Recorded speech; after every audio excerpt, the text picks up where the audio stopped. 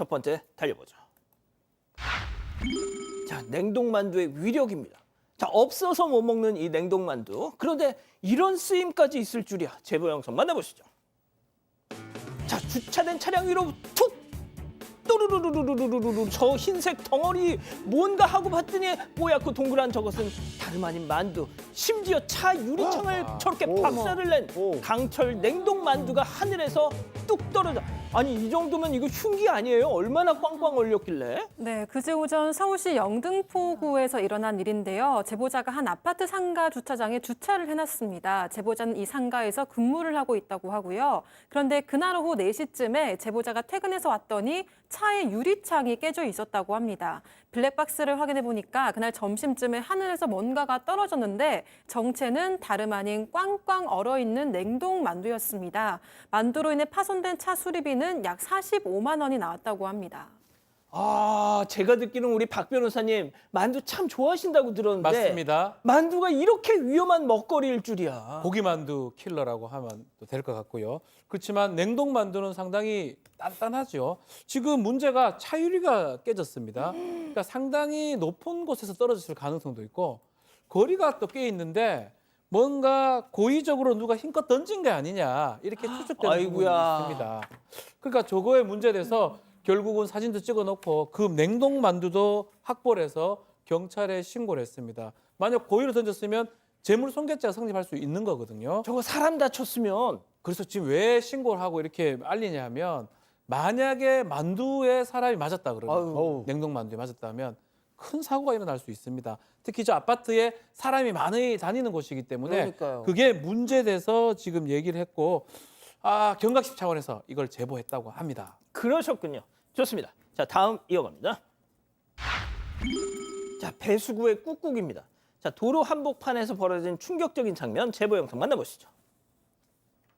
자, 길가에 쪼그려 앉아서 무언가를 꾹꾹이 하는 저 남성. 자세히 봤더니 종이컵을 곱게 접어서 배수구에 꾹꾹. 자, 담뱃값 쑥 들어갔고 빨대도 쑥. 자, 우유팩도 꾹꾹. 어우, 난 정말 깔끔한 남자인 것 같아. 자, 그렇게 다 치우고 룰루랄라 사라집니다. 세상에 우리가 저런 사람과 함께 공기를 나눠 마시고 삽니다. 왜 저러고 살까요? 그러기나 말입니다. 지금 보신 영상 지난 4일 전남 목포의 한 도로에서 찍힌 거라고 합니다. 근데 이 제보자분이 이제 어디 다녀오시다가 잠깐 신호대기 중인데 어떤 남자가 걸어오더니 저렇게 뭔가를 쑤셔넣기 시작해서 자세히 들여다봤더니 지금 보신 충격적인 장면을 찍으신 겁니다. 오후 6시 정도였고 연휴 기간이기 때문에 주변에 행인도 많고 차에도 사람들이 많았다고 하는데 개의치도 않고 저렇게 넣었는데 내용물이 보니까 우유팩에 뭐 음료수, 담배 뭐 이런 것들 넣는 게 아이들이 썼던 물건도 있어 보인다는 거예요. 그러면 부모인데 아이가 저걸 보면 뭘 도대체 보겠습니까? 배우겠습니까? 근데 저거를 또 영상을 커뮤니티에 올렸더니 끝나지 않습니다. 그걸 본 분이 저 남자 예전에 내가 세워놓던 차에다 내 차 그 타이어 있는 데다가 쓰레기 꾹꾹 집어넣고 갔던 그 남자다. 저러고 다니나 봐요. 저런 인간들 때문에 장마 때 배수구 역류해서 물 난리 나고 하는 거 아닙니까? 그러니까요. 그 배수구 아니던 아니면 뭐 흘러가서 어디 쌓이던 처리되지 않은 쓰레기는 어딘가 쌓여서 우리 사회를 귀찮게 하고 답답하게 이렇게 막히게 하는 거잖아요. 도대체 배수구에다 저렇게 버리시는 이유가 뭐예요? 그냥 싸가지고 가서 집에서 버리시거나 봉지에다 갖고 가시면 될 거를 참 무릎 아프실 것 같은데 왜 저러시나 모르겠네요. 그러니까요. 좋습니다. 자, 다음 이어가죠. 도대체 왜? 이 다룰 때마다 매번 이해 안 되는 이 놀라운 행각들 첫 번째 제보 영상 만나보시죠. 자, 코너 돌아서 등장한 여성. 자, 이제 말이죠. 계단에 올라서 종이를 하나 둘 살피다가 한 뭉치를 쑥 지금 챙겼어요. 자, 이번엔 옆 카페로 가더니 자, 벽에 붙은 바구니를 툭 떼어들고는 구석 쪽으로 지금 가고 있어요. 자, 그러더니 와서 이제 또 뭐 할까요? 아우, 수박은 내 취향 아니야. 이러면서 가져온 종이 뭉치는 넣어두고 바나나랑 파인애플 모형을 꺼내서 옆구리에 쑥 저렇게 들고서 갑니다. 아니, 바나나, 파인애플 저거 모형이야. 먹는 거 아니야. 저거 왜 가져가 저거? 네, 지난 4일 서울 남대문 시장에서 커피숍을 운영하고 있는 제보자 가게에서 생긴 일인데요. 제보자는 가게 문을 열다가 가게 앞에 전시용으로 달아둔 과일 바구니가 사라진 걸 확인했다고 합니다. 이 과일 바구니는 바로 앞에서 찾을 수 있었지만 바나나 모형 한 송이, 파인애플 모형 한 개가 사라져 있었고 다른 상인들의 고지서, 지로 영수증, 세금 내역서 등 이런 종이들이 가득 담겨져 있었다고 하는데요. CCTV를 돌려보니까 한 중년 여성이 못으로 박아놨던 과일 모형 바구니를 벽에서 떼고 나서 이 들고 온 영수증을 놔두고 과일 모형을 챙겨서 사라졌다고 합니다. 이 사라진 모형들의 가격은 모두 10만 원에서 15만 원 정도이지만 이 제보자가 과일이랑 비슷한 모형을 찾기 위해서 정말 직접 찾아가면서 구한 모형들이라고 하고요. 이 제보자는 영수증의 주인들을 모두 찾아줬고 경찰에도 신고했지만 범인은 아직 찾지 못했다고 합니다. 제보자는 주변 상인들에게 물어봤지만 다들 모르는 얼굴이라고 한다면서 왜 이런 물건들을 챙겨갔는지 모르겠다 이렇게 의문을 전했습니다. 저희도 모르겠네요. 자, 두 번째. 자, 더욱더 의도를 모르겠습니다. 제보 영상 만나보시죠. 자, 야심한 새벽 터벅터벅 걸어온 남성. 자, 건물 앞에 놓인 빨간 통으로 직진. 이거 완전 내 스타일이구만. 자, 통은 뚜껑은 남겨놓고 통만 챙겨들어서 주변을 두리번 하더니 통과 함께 사라지는데요. 저 통이 무엇이냐? 바로 담배 재떨이통. 내가 집에 재떨이가 없어서 담배를 못 펴도 아닐 텐데 저걸 왜 가져가니 진짜. 자, 이게 새벽입니다. 충남 아산의 가게 앞에 있는 재떨이통인데 새벽 4시에 저 모자를 쓴 남성이 와서 담배 재떨이 용기를 덥석 집어갑니다. 나중에 제보자가 이 점주가 확인을 하죠. CCTV 보면서 확인했는데 알고 보니까 그 안에 고추장통이 있었는데 재떨이통은 옆에 있는 하단에 버렸고요. 아마 고추장통을 가져간 게 아닌가 생각이 듭니다. 고추장통 왜 가갑니까? 그거 어쨌든. 근데 문제는 뭐냐면 통을 새로 바뀐 지 얼마 안 됐는데 그 사이에 이걸 어떻게 알고 이 고추장통을 가져갔는지 그 부분도 좀 의심스럽다고 하고요. 저걸 왜 가져갈까요? 아마 좀 신기하다. 가져가라. 가져가라는 거 아니에요. 신기하다. 이렇게 말씀을 하시고 계십니다. 양 변호사님, 앞서 이제 그 과일 모형도 그렇고 저것도 그렇고 저게 대단한 값어치가 나간 건 아닙니다만 너무 어처구니가 없잖아요. 그러니까 본인에게도 그렇게 큰 값어치가 있는 건 아니지만 그저 남의 거 뭐라도 이만큼이라도 좋아 보이니까 길에 있고 하니까 그냥 가져가도 된다라는 생각들을 하시는 것 같아요. 근데 경제적인 가치를 떠나서 그걸 놓고 쓰는 사람들 입장에서는 꼭 필요한 물건들이잖아요. 저렇게 무심코 가져가는 건 아닙니다. 저는 손버릇이에요. 결국 나쁜 버릇입니다. 절도가 명백해요. 아무리 가격이 저렴하다고 할지라도. 그러니까요. 좋습니다. 자, 마지막 사연으로 갈게요. 야속한 5월입니다. 자, 집단 지성의 판단을 받아보고 싶으시다면서 제보해 주신 사연 함께 들어보시죠.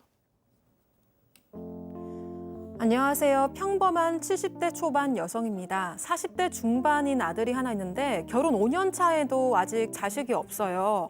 나름 며느리 눈치 본다고 자녀 계획을 물어본 적도 없었고 또 맞벌이 부부라서 천천히 가지겠지 하면서 한 해, 2해 기다렸는데요. 하지만 늦은 나이에 결혼하기도 했고 이러다가 애 없이 산다고 할까 봐 점점 조바심이 나더라고요. 그러다가 마침 새 아파트로 이사를 간다고 해서 이때다 싶었습니다. 이삿날에 맞춰서 여동생이랑 같이 깜짝 방문을 계획했는데요. 짐 정리하느라 배도 고플 거고 집에 먹을 것도 없을 거니까 데리고 나가서 맛있는 밥이나 사주려고 했습니다. 그런데 저희를 보자마자 아들이랑 며느리가 깜짝 놀라면서 정색을 하더라고요. 아니 반기지는 못할 망정 웬일이냐면서 정색이라니. 좀 서운했지만 식당으로 데리고 갔습니다. 그리고 식사가 끝날 무렵에 계획한 대로 여동생이 먼저 애는 언제 낳을 거냐면서 자연스럽게 운을 떼기 시작했어요. 저도 이때다 싶어서 나이도 있고 빨리 가져야 하지 않겠냐, 병원이라도 다녀보라고 보태려는데 아들이 갑자기 핏대를 세우면서 화를 내는 거예요.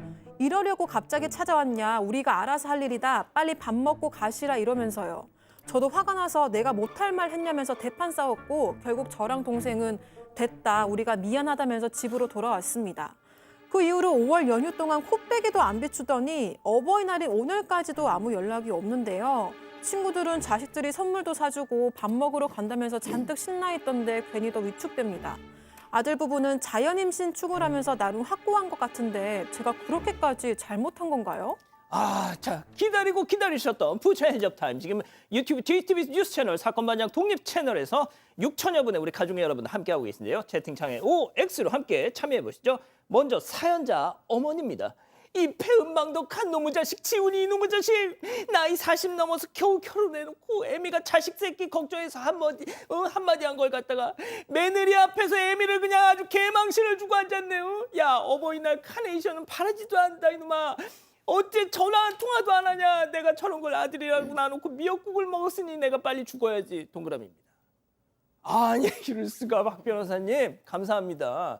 자 다음 아들이에요. 엄마 박상희 여사. 아니 내가 얘기했잖아. 애 문제 나랑 다혜랑 다 합의가 된 거라고. 우리가 애야? 애유? 나 결혼할 때 아우 이놈의 자식 너만 결혼하면 내 소원이 없다 해서 늦장가 갔어. 아 이제 와서 왜 또 손주 옵션이 생겼어. 엄마 진짜 그러지 마라. 재촉 좀 하지 마 X. 교수님. 네. 일단은 뭐 어버이날이니까 아들 며느리가 전화는 빨리 오늘 끝나기 전에라도 했으면 좋겠다는 말씀 먼저 드리고요. 그런데 이거는 좀 어머니께서 조금 저는 좀 막 과하셨다라는 생각이 들어요. 일단은 뭐 손녀 손자리 보고 싶은 건 이해가 되는데 이 부부가 지금 일부러 안 낳는 것도 아니고 자연 임신을 추구하고 있고 결혼한 지 5년이니까 사실은 이 부부가 결정할 일이고 사실은 너무 임신이 하고 싶은데 잘 안 되고 있는 걸 수도 있고 시험관을 못하겠는 상황이 있는 걸 수도 있는데 부모님께서 이렇게 얘기하시면 불편할 수 있다. 그리고 거기다가 또 시모님까지 동생까지 같이 제동하신 거잖아요. 그리고 제가 봤을 때 제일 결정적인 실수는 새 아파트로 이사가는 행복한 날. 이 얘기를 하셔서 정말 행복을 좀 깨시는 데 일조하셨다는 생각이 듭니다. 자, 이 어버이날 이 카네이션을 못 받은 우리 양 변호사님이 이 심정을 좀 잘하실 것 같아.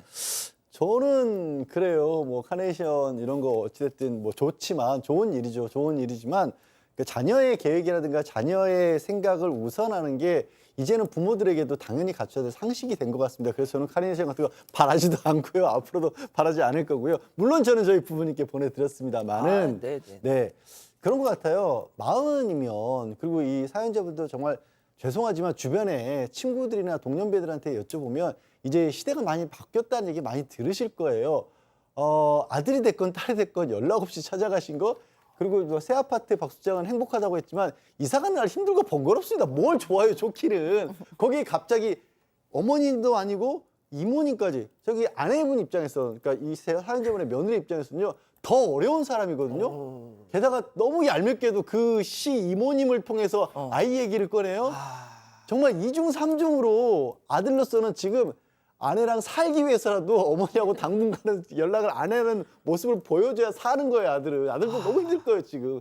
물론 지금 많이 속상하시겠지만 좀 이해를 해주셨으면 좋겠습니다. 저는 박 변호사님하고 입장이 같았는데 약간 좀 설득이 됐어. 자, 백다희 아나운서. 네, 저도 물론 이렇게 손주 계획이 궁금하신 마음은 이해를 하는데 뭐 갑자기 찾아오신 것도 그렇고 저는 그 시어머니의 여동생분이 먼저 이렇게 얘기를 하신 게 사실 정말 충격적이었습니다. 그래서 조금 아들이랑 그 내외 부부가 조금 화가 날 만한 상황이었다고 생각을 하는데 그래도 어버이날에 좀 두 사람이 먼저 연락을 하면서 좀 뭐 우리가 잘 알아서 하겠다 뭐 그런 이야기는 뭐 안 하는 게 좋겠다 이렇게 따뜻하게 얘기했으면 좀 좋지 않았을까라는 아쉬움이 들었습니다. 자, 박 변호사님. 자, 이제 뭐 일단 다 일리 있는 얘기입니다. 그리고 눈치 없이 굳이 그걸 얘기하냐, 뭐 한다고 뭐 나아집니까? 아니거든요. 근데 이제 일단은 전화 안 한 부분이 사실은 그게 좀 충격을 받으시거든요. 맞아. 어버이날입니다. 오늘도 지금 아직 어버이날 끝나지 않았습니다. 12시까지 4시간 남았습니다.